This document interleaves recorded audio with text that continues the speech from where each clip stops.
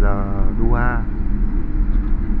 đang chuẩn bị cất cánh đi sang đường chèn.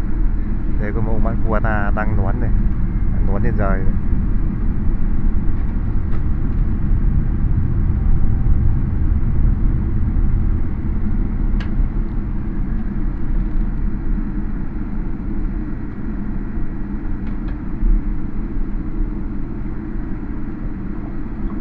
Ladies and gentlemen, in the event of loss of cabin pressure, kindly ensure that you remove the face covering if you're wearing one prior to putting on the door Máy bell. bay phải đi tìm cửa, tìm đường của mình chứ có phải đùa đấy.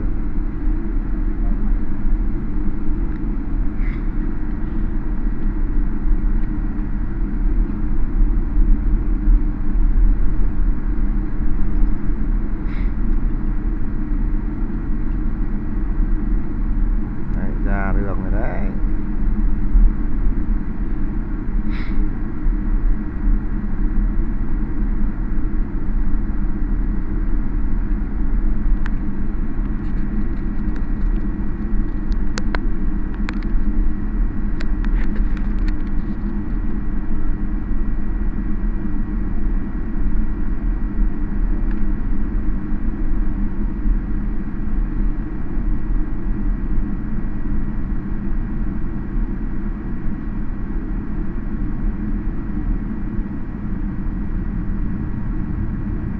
Vòng ấy, vòng vào đường ấy.